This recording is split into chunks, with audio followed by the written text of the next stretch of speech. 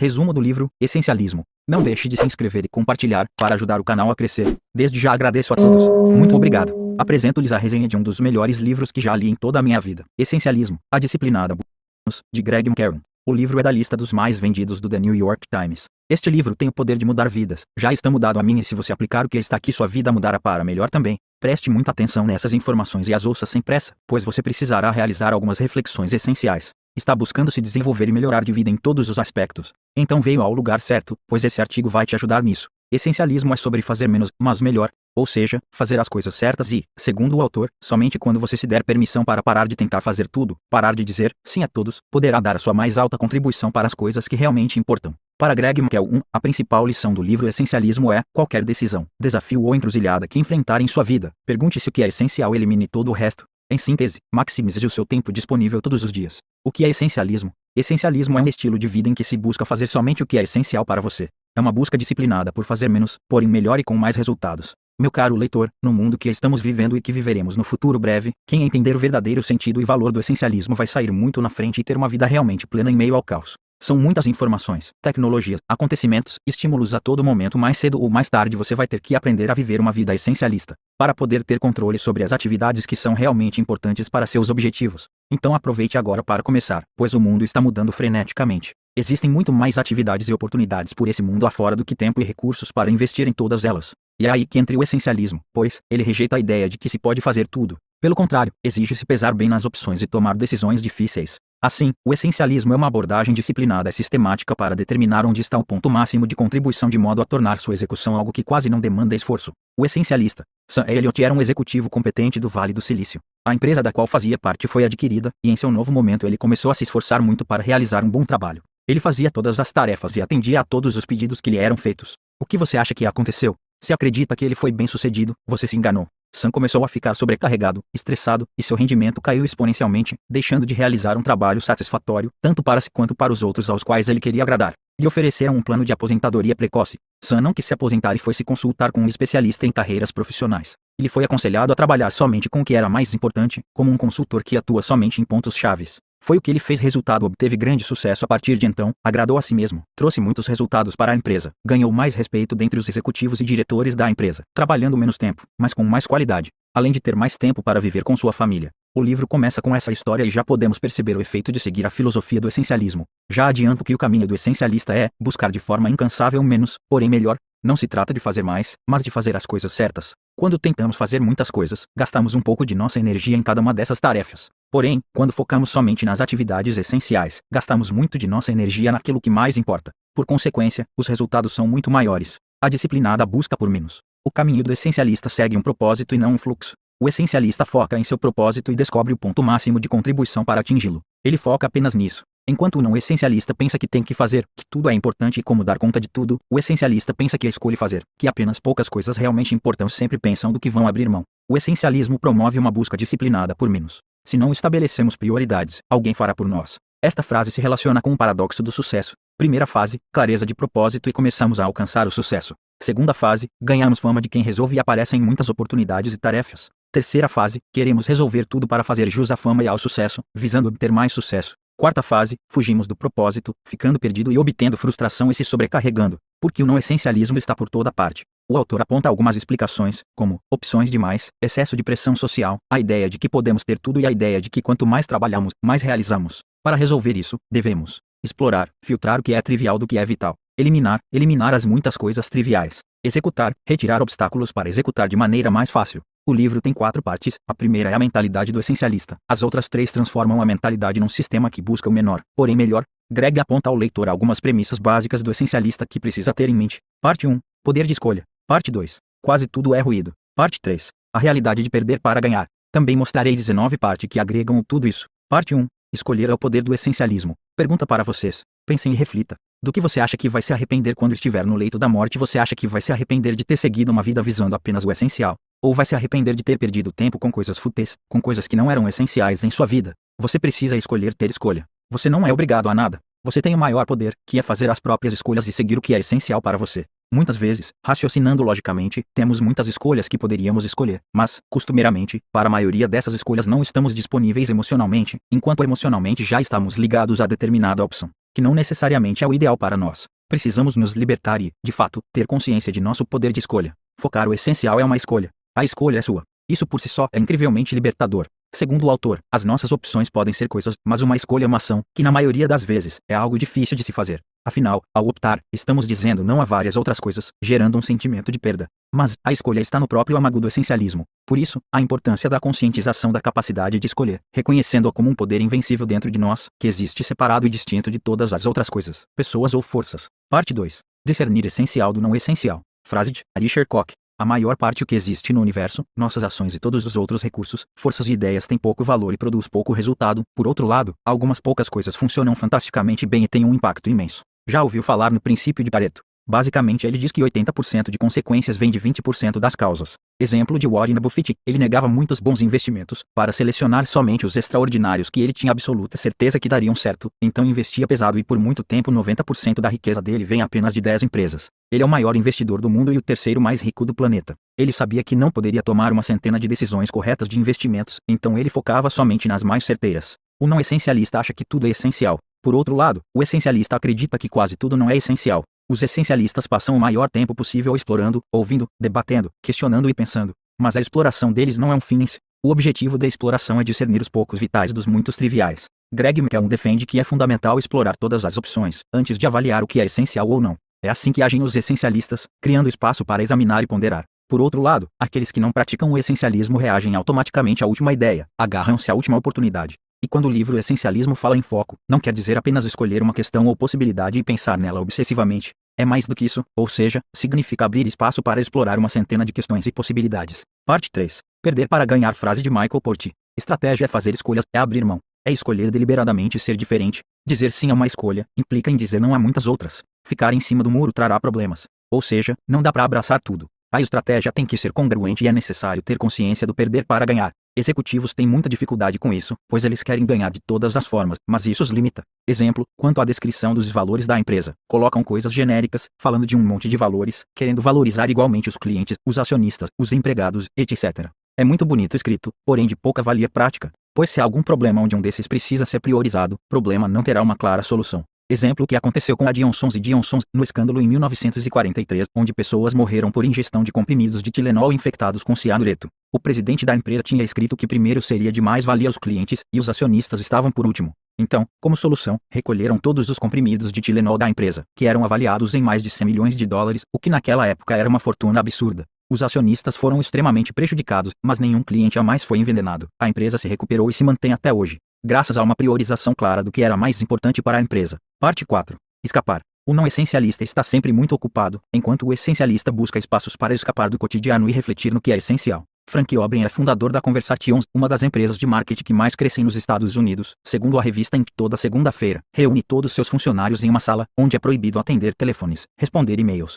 mexer em computadores. Não há pauta. É somente um tempo livre para refletir, pensar, conversar, avaliar o que tem sido feito. É um momento para escapar do dia a dia e perceber o que é realmente essencial. Tendo em vista isso, o foco não é somente algo que temos, é algo que criamos. Precisamos também criar as circunstâncias ideais para ter foco. Tirar um tempo em um local apropriado para ter máximo foco, livre de distrações. Grandes nomes fazem isso deliberadamente todos os dias para conseguirem avançar em seus intentos. Isaac Newton passou 2 anos trabalhando em suas teorias da gravitação universal e as 3 leis de movimento, fazendo apenas isso, praticamente de forma solitária. Por consequência, ele revolucionou e configurou o pensamento científico pelos próximos 300 anos. Perguntaram a ele como ele descobriu a lei da gravitação universal, e ele respondeu, pensando nela continuamente. Bill Gates regularmente tira uma semana de folga apenas para ler e refletir. Ele faz isso desde 1980 e fez isso durante o maior crescimento que a Microsoft teve. O foco contínuo é uma das grandes chaves para o sucesso e um pilar do essencialismo. Mas, hoje em dia é muito difícil, devido à quantidade de estímulos, informações, redes sociais, etc. Por isso, mais do que nunca precisamos deliberadamente escapar e criar este espaço de foco.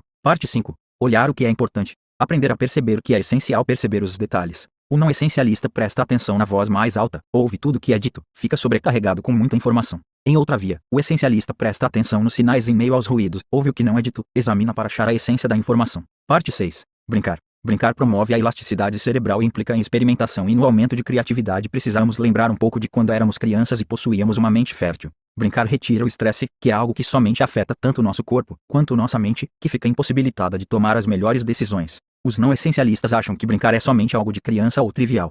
Os essencialistas sabem que brincar de vez em quando é importante para a saúde e para a mente, e que influencia positivamente nos resultados, seja no trabalho ou na família. Grandes empresas investem em brincadeiras para aumentar o progresso da empresa, como a Twitter, que promove sessões de improviso e stand-up entre os funcionários, a IDEO, que promove reuniões em micro-ônibus. Pelo corredor da Google você pode encontrar um grande dinossauro coberto por flamingos cor-de-rosa. É claro que o termo aqui brincar não está relacionado a você brincar de boneco ou de casinha. Se você quiser, não tem problema, mas o termo está mais relacionado a uma diversão mais leve, uma descontração, mesmo em meio ao trabalho e questões sérias. Você quer recriar algumas brincadeiras em sua vida para obter bons resultados. Comece lembrando do que você gostava de brincar quando era criança. Adapte alguns elementos à sua realidade. O que você acha engraçado? Viu algo engraçado estes dias? Tente incluir algo parecido em sua rotina. Brincar leva a plasticidade do cérebro, adaptabilidade e criatividade. Nada acende o cérebro como uma brincadeira. Stuart Brown. Tem muita gente que acha que brincar é coisa de criança ou até mesmo uma grande perda de tempo para jovens e adultos. E segundo o livro Essencialismo, infelizmente, essas mensagens negativas têm origem nas escolas. Ou seja, nos locais onde as brincadeiras e a criatividade deveriam ser incentivadas e não sufocadas. Por outro lado, o essencialista valoriza o estímulo lúdico à criatividade, incorporando-o às nossas rotinas. Parte 7. Dormir. Sobre este tema há muita discussão. Alguns defendem que dormir menos é apenas questão de costume e que não faz diferença no dia a dia. Outros relatam que dormir menos prejudica o desempenho no dia seguinte, e que a longo prazo pode causar sérios problemas de saúde. O autor defende que dormir é algo prioritário, para no dia seguinte estar com alto desempenho, com plenas faculdades mentais e para decidir sempre da melhor forma. Há muitos estudos afirmando o prejuízo de poucas horas de sono. Há estudos que afirmam que uma parte do cérebro atua parecido de quando está sob efeito de álcool. Jeff Bezos, o dono da Amazon e o homem mais rico do mundo, afirmou que quando dorme 8 horas por dia, ele se sente muito melhor durante todo o dia, estando mais alerta e pensando com maior clareza. Dentro da Google, eles têm os chamados Sleep Pods, cabines para os empregados tirarem um cochilo na hora do almoço. A falta de uma noite bem dormida prejudica a capacidade de diferenciar e de escolher com mais clareza, o que prejudica diretamente o objetivo do essencialismo, que é priorizar. Algumas boas notícias para os madrugadores e as corujas noturnas entre nós. A ciência mostra que mesmo uma soneca pode aumentar a criatividade.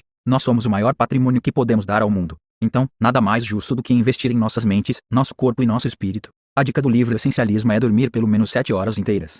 Ou seja, o sono não é um fardo em uma vida de muita correria, excesso de compromissos e falta de tempo. Pelo contrário, ele é fundamental para que possamos funcionar em um nível elevado de contribuição, quase o tempo todo. Parte 8. Selecionar. Ter critérios claros e específicos para tomar suas decisões e escolher o que fazer. Se não for um sim óbvio, então é um não óbvio. Tenha boas perguntas para se fazer quando for tomar uma decisão, como: o que me apaixona profundamente? O que aproveita melhor meu potencial? O que atende uma necessidade importante do mundo? Simplifique o problema da vida. Distinga o necessário e o real. O autor de Essencialismo reconhece a dificuldade de ser seletivo quando uma oportunidade bate à nossa porta, sem aviso prévio. Por exemplo, uma oferta de emprego inesperada. Mas McCown explica que existe um processo simples e sistemático para aplicar critérios seletivos a essas oportunidades. Funciona assim: primeiro, descreva a oportunidade. Segundo, faça uma lista de 3 critérios mínimos que as opções devem atender para serem consideradas. Terceiro, faça uma lista de 3 critérios rígidos ou ideais. Se a oportunidade não passar no primeiro conjunto de critérios ou por 2 dos 3 critérios rígidos, a resposta será não. Parte 9. Dizer não. Precisamos aprender o lento sim e o rápido não. É comum sentir um grande desconforto apenas com a mera ideia de dizer um não, em qualquer situação, seja para um amigo, um vizinho, o chefe, o filho. Geralmente sentimos culpa e temos medo de comprometer os relacionamentos. Mas, a verdade é que essas emoções atrapalham nossa clareza e a única maneira de sair dessa armadilha é aprender a dizer não com firmeza e decisão, sem perder a delicadeza. Veja as diretrizes do livro Essencialismo para fazer isso com maestria. Separe a decisão do relacionamento. Há várias maneiras de negar um pedido, com boa educação e sem usar a palavra não. Concentre-se no que terá que perder. Quanto mais pensamos em algo de que abrimos mão ao dizer sim a alguém, mais fácil é dizer não. Dizer não com respeito, sensatez e delicadeza pode ter um custo social a curto prazo, mas, em longo prazo, o respeito vale muito mais. Lembre-se de que o não claro pode ser mais gentil do que um sim vago ou sem compromisso. Ter bem claro quais são seus objetivos e viver com propósito. Somente assim poderemos atingir a excelência. Coragem é o segredo do processo de eliminação. É fácil falar da necessidade de priorizar o que é mais essencial. Difícil ver quem verdadeiramente busca uma vida essencialista. É preciso muita coragem. Muitas das vezes, esquecemos do essencial para dizer sim a muitas coisas por pressão social. Queremos nos encaixar socialmente, e dizer não pode atrapalhar este intento. Porém, este é um grande erro, pois você está se colocando para trás. E o que é mais surpreendente, que quando você passa a se valorizar e escolher somente o que é essencial, passa também a ter mais respeito das pessoas. O não essencialista diz sim a tudo e evita dizer não para não lidar com a pressão ou o mal-estar social. Quem segue o essencialismo aprende a dizer não importante com firmeza, mas com elegância e diz sim apenas ao que é mais importante. Parte 10. Descomprometer-se. Metade dos problemas da vida decorre de dizer sim depressa demais e não dizer não cedo bastante. Algo curioso é a influência dos custos perdidos. Quanto mais você investe em algo, maior a tendência de continuar investido nisso, mesmo que seja uma furada. Explica o fato de você continuar vendo um filme no cinema, mesmo que seja ruim, pois já gastou tempo, dinheiro, esforço e você continua vendo na esperança de acontecer algo interessante, mesmo que tudo indique que o filme é horrível. O essencialismo te tira desta armadilha, fazendo com que você se desligue ou se descomprometa caso perceba que é uma furada. Também temos dificuldade de nos descomprometer com algo quando somos donos, quando tivemos a ideia ou algo assim. Para vencer isso, precisamos pensar como se não fôssemos o dono de algo, para que possamos analisar o real valor. O erro só ficará no passado quando admitirmos que erramos, para assim podermos buscar o sucesso. Evitar assumir compromissos à toa. É preciso assumir somente compromissos essenciais. Supere o medo de perder oportunidades. Oportunidades tem muitas, mas sem foco nenhuma dará certo. Parte 11. Editar corretamente. É necessário realizar um trabalho de editor na própria vida. Editar significa cortar o que é desnecessário, para poder passar o verdadeiro sentido da história através somente do que é importante. 4 princípios para editar a vida. Primeiro, eliminar opções. Segundo, condensar, eliminar o desnecessário e ficar apenas com o ideal. Terceiro, corrigir, entender o propósito central para ir corrigindo as falhas. Quarto, editar menos. Pode parecer contra o senso comum, mas às vezes o melhor editor é o que não sai querendo editar tudo, mas sim somente os pontos cruciais e de forma natural e contínua. Tornar-se um essencialista significa cortar, condensar e corrigir uma parte natural de nossa rotina diária, tornando a edição uma cadência natural em nossas vidas. A edição auxilia a execução sem esforço do essencialista, porque remove tudo o que distrai e o que é desnecessário. Afinal, na vida, não podemos nos dar ao luxo de revisar a conversa que acabamos de ter, a reunião que acabamos de realizar, nem a apresentação que acabamos de fazer e corrigi-las com uma caneta vermelha. Parte 12. Limitar. Não é uma frase completa. É preciso estabelecer limites bem claros. Quando os limites são quebrados uma vez, provavelmente serão quebrados com frequência. Quando não estabelecemos limites, perdemos algo muito importante, a capacidade de estabelecer o que é essencial para nós. Não podemos querer acolher todos os problemas alheios e fazer tudo o que os outros pedem. Com limites bem estabelecidos, esta tarefa ficará mais fácil para você. Algumas orientações. Não roube os problemas dos outros. Limites são fontes de libertação. Identifique os desvios. Elabore claro contratos sociais. Estabelecer limites dá poder. Quando não estabelecemos limites claros na vida, podemos acabar presos pelas restrições que os outros nos impõem. Mas, quando temos fronteiras bem definidas, ficamos livres para, deliberadamente, selecionar em toda a variedade de opções o que queremos explorar. Parte 13. Prevenir. O essencialista sabe que nem sempre as coisas saem como o imaginado. Ele prevê, planeja, se prepara para várias contingências. Ele espera o inesperado e cria uma margem de segurança para lidar com isso. O não essencialista não se prepara para o imprevisível e acaba se surpreendendo e tendo que gastar muito tempo, esforço e dinheiro para lidar com essas situações. Dicas. Aumentar em 50% o prazo para a realização dos projetos. Aumentar em 20% o orçamento. Fazer planejamento de cenários possíveis. O autor de Essencialismo sugere pensar no projeto mais importante que está tentando realizar, no trabalho ou em casa. Depois, responda às 5 perguntas abaixo. Primeira pergunta. Que riscos eu corro nesse projeto? Segunda pergunta. Qual é o pior cenário? Terceira pergunta. Quais seriam seus efeitos sociais? Quarta pergunta. Qual seria o impacto financeiro? Quinta pergunta. Como posso investir para reduzir riscos ou aumentar a resiliência social ou financeira? As respostas indicarão as margens de segurança que você pode criar para se prevenir do inesperado. Parte 14. Subtrair o que prejudica o progresso. Para obter conhecimento, acrescente coisas todos os dias. Para obter sabedoria, subtraia. O essencialismo retira os obstáculos que prejudicam e impedem o avanço. Ele não recorre a paliativos, ele atua no cerne da questão. Somente com clareza de propósito real as pessoas, equipes e organizações podem se mobilizar totalmente e alcançar algo verdadeiramente excelente. Os essencialistas não recorrem a paliativos. Em vez de procurar os obstáculos mais óbvios ou imediatos, eles se perguntam: o que está nos impedindo de obter o que é essencial? Esse é um método de redução do esforço para maximizar o resultado e, segundo o livro Essencialismo, funciona assim. Tenha clareza do objetivo essencial. Identifique o caminhante mais lento. Em vez de mergulhar logo no projeto, pare por alguns minutos para refletir sobre quais são os obstáculos no seu caminho até o resultado. Faça uma lista desses entraves. Remova o obstáculo. Você pode começar em pequena escala. Parte 15. Avançar. Faça a cada dia algo que o aproxime um pouco mais de um amanhã melhor. Existe uma abordagem padrão quanto ao tema criminalidade: aprovar leis penais mais severas, aumento de poder policial, tolerância zero. Mas uma delegacia de Richmond, Canadá resolveu mudar esta abordagem. Mesmo com a punição aumentando, eles tinham 65% de reincidência na criminalidade juvenil. Ward Claflin, um novo delegado, resolveu adotar uma nova política, que seria a premiação aos jovens que se comportassem bem. Por exemplo, se o jovem chegasse cedo na escola, jogasse lixo no lixo, cuidasse do meio ambiente, etc., receberia recompensas, como um vale que pudesse trocar por entradas no cinema, espetáculos, etc., atividades saudáveis e culturais. Claro que não mudou de uma hora para outra, mas em uma década o número de 65% foi para apenas 8%. O reforço positivo por cada boa ação gerou um resultado muito positivo. Uma abordagem diferente e mais simples pode ser mais eficaz do que uma abordagem padrão, que haja muito desgaste.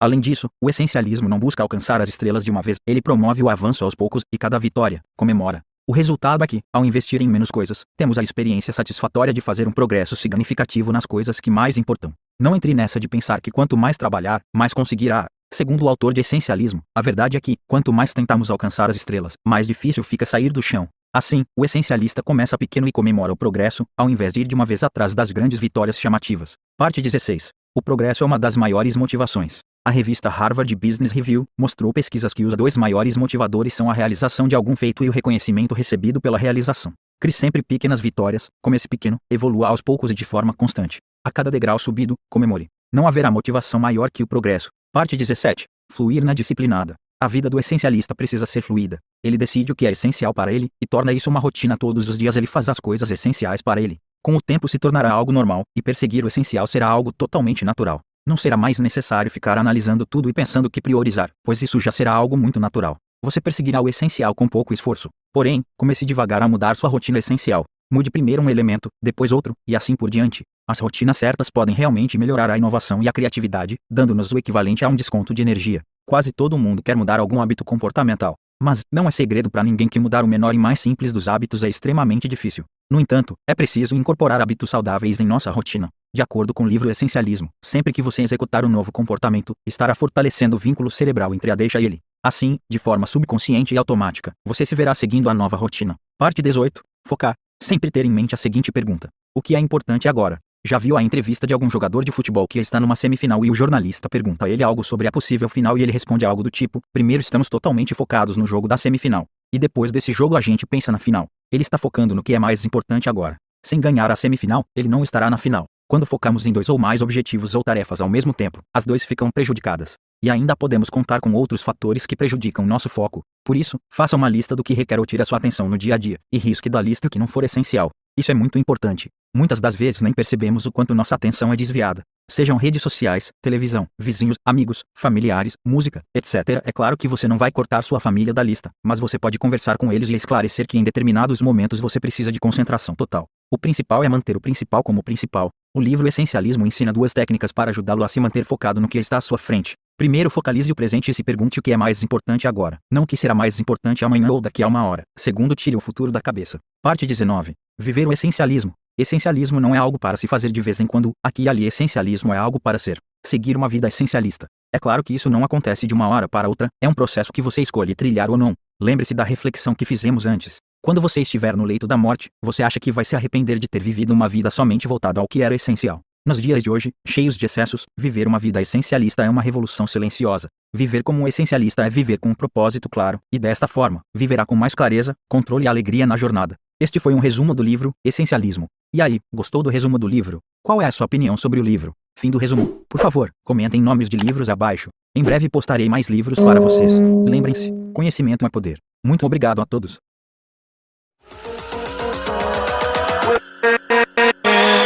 With